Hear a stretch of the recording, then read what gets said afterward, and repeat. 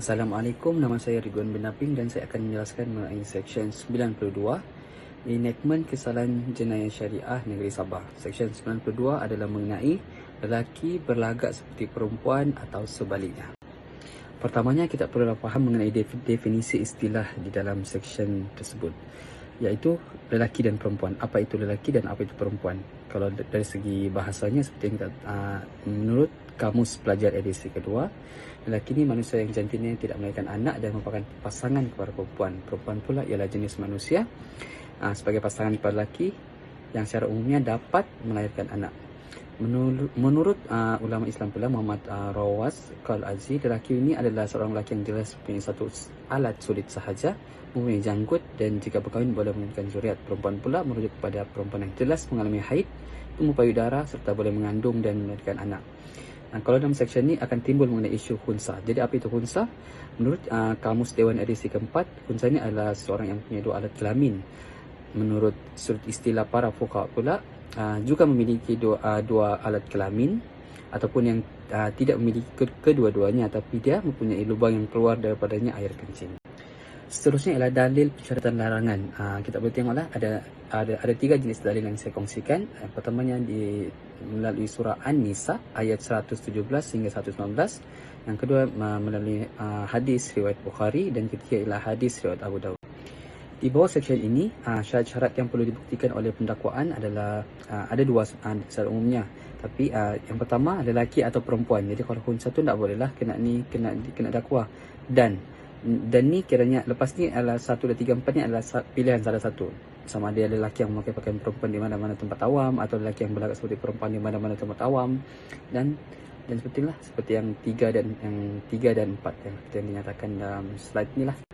Okey, seksyen 92 ni adalah satu jenis hukuman takzir kerana kesalahan ni tidak disebut secara jelas apa hukumannya di dalam Al-Quran ataupun Sunnah. Jadi kalau kita tengok di bawah enactment kesalahan jenayah syariah Sabah ni, seksyen 92, ada tiga jenis hukuman yang boleh dikenakan. Pertama, hukuman denda tidak melebihi RM1,000 atau penjara selama tempoh tidak melebihi 6 bulan atau kedua-duanya sekali.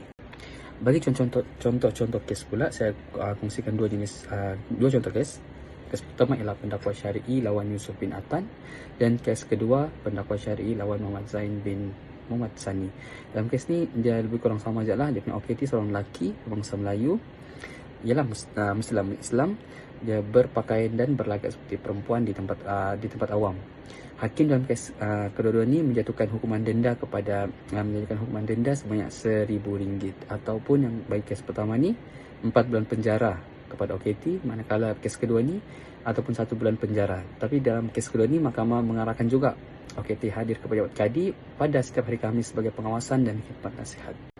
Yang terakhir sekali adalah perbandingan enactment kesalahan jenayah syariah. Saya ambil negeri Johor lah, sebab saya rasa negeri Johor ni dia macam lebih teratur lagi.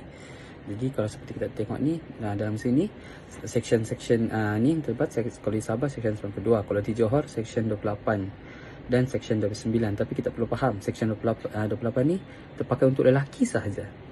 Seksyen 29 ni dia punya wording tu tak sama macam orang lelaki berlagak seperti perempuan, tapi dia perbuatan tidak sopan di tempat awam.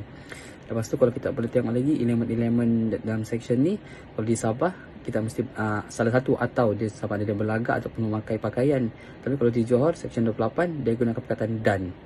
Lepas tu elemen di tempat awam semua pun perlu dibuktikan. Elemen tujuan tidak bermoral pula, kalau di Sabah tidak disebut secara jelas, tapi kalau di Johor ya disebut secara jelas. Mesti ada tujuan tidak bermoral. Hukuman pula sama saja, semua pun ada denda atau penjara atau kedua-duanya.